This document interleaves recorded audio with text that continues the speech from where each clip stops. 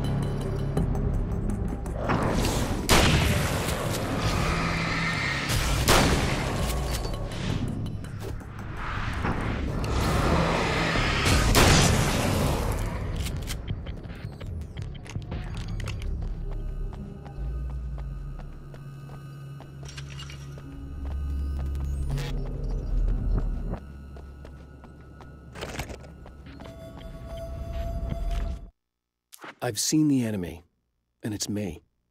I've faced dark horrors before, things that live in the unimaginable pressures of the world beyond our own.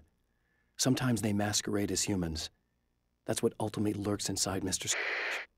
He's every mean-spirited tabloid story about me, an evil caricature, a creature formed in that vague territory of misconceptions, half-truths, and the dark imagination of people who heard a story about me. An urban legend made flesh, a serial killer, my dark half, brought to life by the power of Cauldron Lake.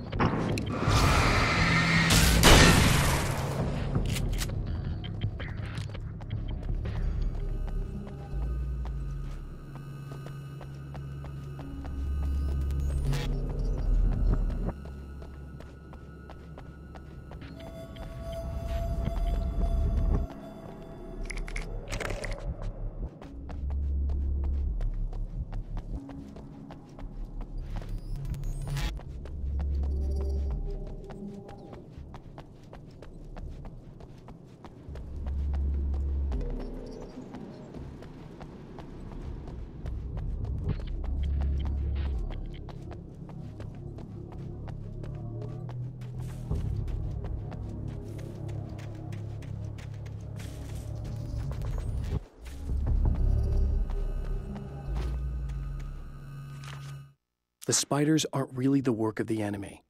They're a side effect, a part of the dark place's less significant fauna that has managed to slip through the opening I made when I arrived. Less an animal than an idea that has assumed the form of an animal. Makes them no less dangerous, but at least they're a little easier to deal with. The darkness doesn't protect them like the Taken, and thus they can be destroyed by either light or bullets right away.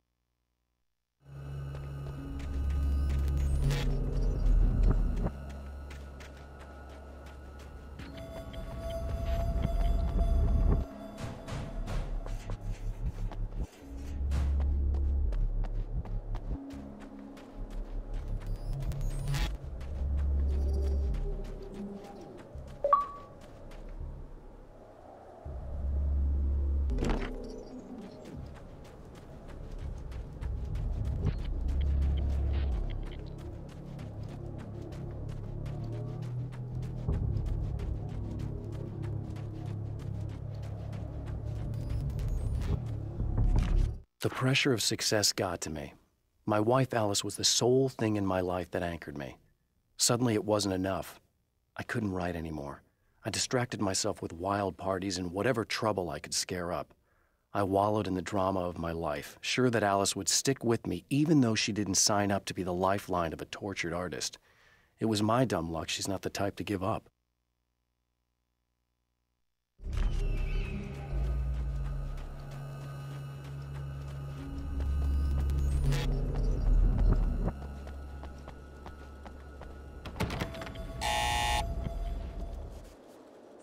Hello? I'm Dr. Rachel Meadows, and... Wait a moment, it's you! I can't believe you dare show your face around here again.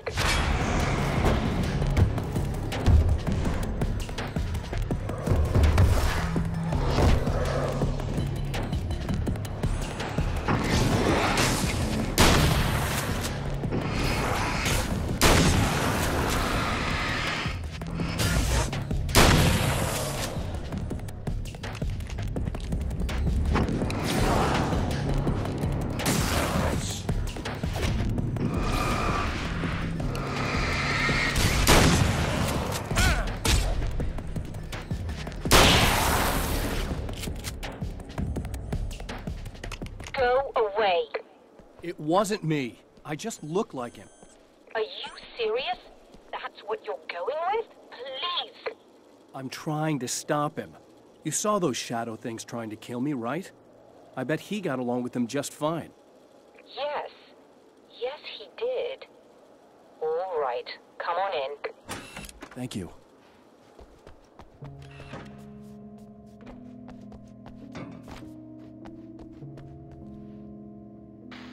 Hey, buddy. I figured I'd take a moment to talk to you. There's a party next door. I'm feeling pretty good right now. A little beer, a little fun, you know? It's nice.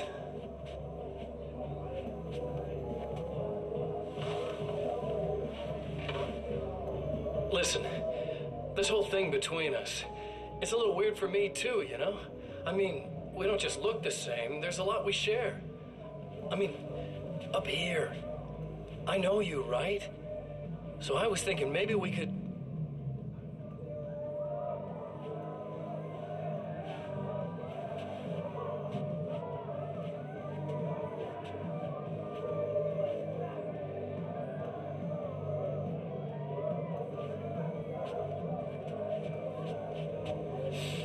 These guys are getting out of control. Look, I feel like we're both victims of circumstance here. And maybe we could make some kind of effort to...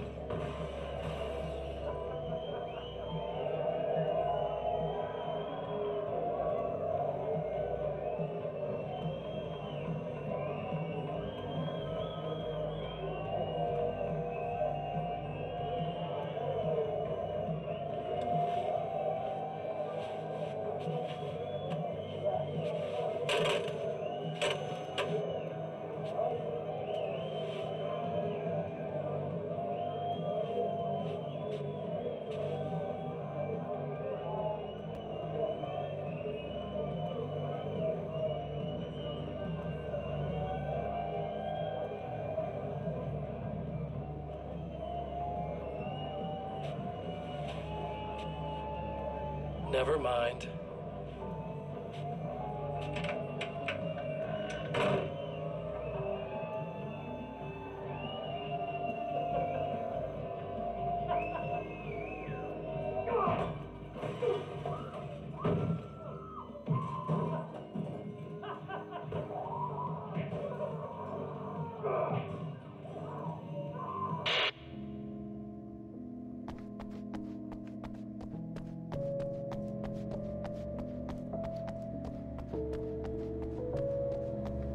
Just a moment, I'll send the lift down to you. I didn't expect to see anyone here tonight, but I'm relieved to see an actual person. That's assuming this isn't some kind of cruel trick on your part, of course.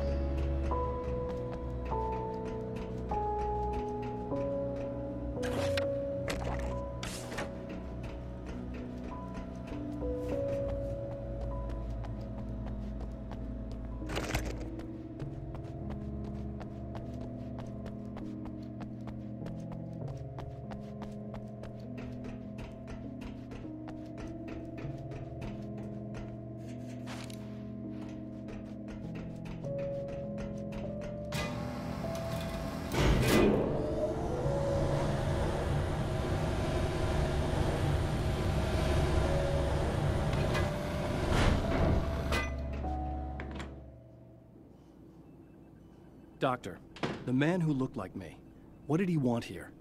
There's a strange astronomical event happening right now. Something I can't begin to classify, but I think it's disabled our satellite. There's a very peculiar signal that we're receiving. A signal? That's what I'm here for. Well, so was he. But he didn't seem to understand it at all. He got very angry, sabotaged our imaging array, and now we're blind.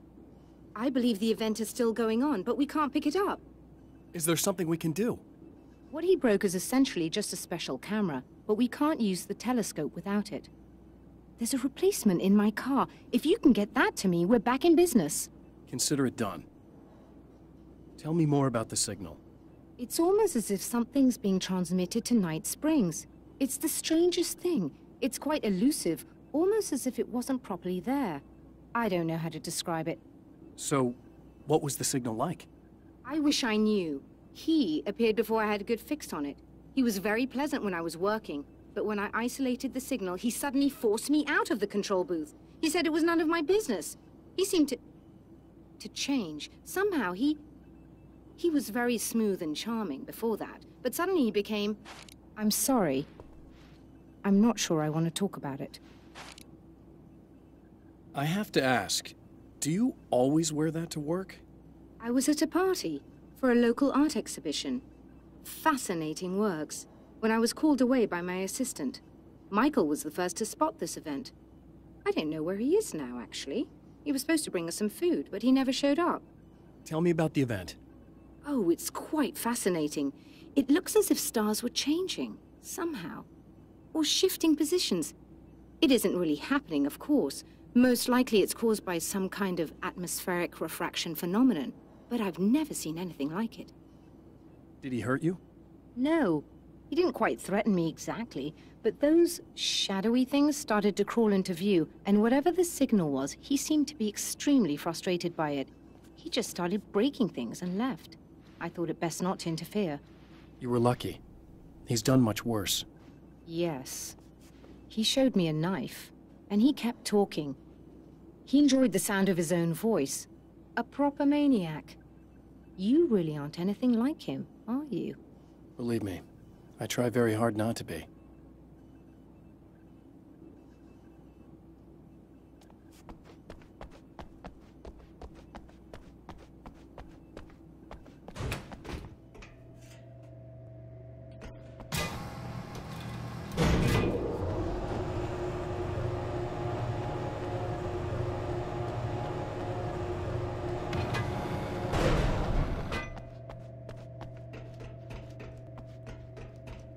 Good luck, and try to be careful.